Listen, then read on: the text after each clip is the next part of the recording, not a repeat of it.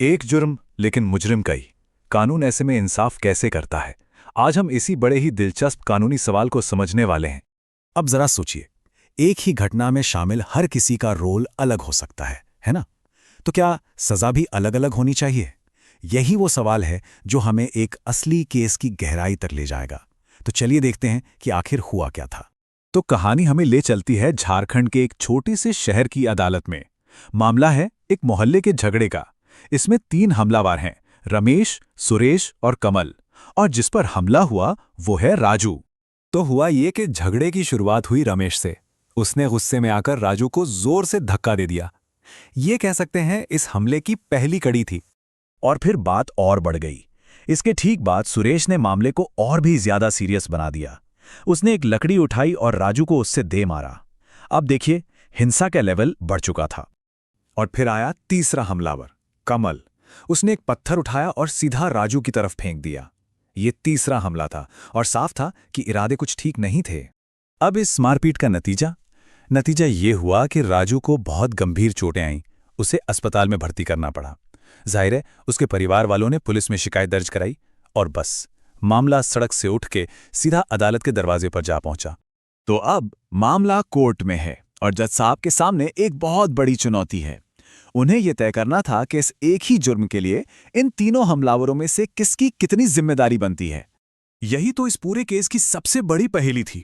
हमलावर 3, हरकतें भी तीनों की अलग अलग। तो क्या तीनों को एक बराबर सजा मिलनी चाहिए या फिर हर किसी के एक्शन को अलग अलग तौलना जरूरी है? जब जांच हुई तो एक बहुत ही जरूरी चीज सामने आई और वो था इरादा। इन्वेस्टिगेशन में पता चला कि रमेश का इरादा तो सिर्फ झगड़ा करने का था, लेकिन सुरेश और कमल, उनका हमला कहीं ज्यादा हिंसक था। उनका इरादा गंभीर चोट पहुंचाने का था। और यहीं पर इस पूरी उलझन को सुलझाने के लिए पिक्चर में एंट्री होती है डब्ल्यू दास की। वो अदालत के बाहर मौजूद थे और उन्होंने एक बहुत ही जरूरी कानून का जिक्र किया। उन्होंने बताया भारतीय न्याय संहिता यानी बीएनएस की धारा 35 के बारे में। देखिए, ये धारा बहुत साफ साफ कहती है कि अगर कई लोग मिलकर कोई एक काम करते हैं पर उन सब के इरादे अलग अलग हैं, तो हर इंसान को उसके अपने काम और अपने इरादे के हिसाब से ही जिम्मेदार माना जाएगा। डब्ल्यू दास ने इसे और भी आसान शब्दों में समझाया। उन्होंने कहा, मतलब जिसने जितनी बड़ी गलती की उसे सजा भी उसी हिसाब से मिलेगी।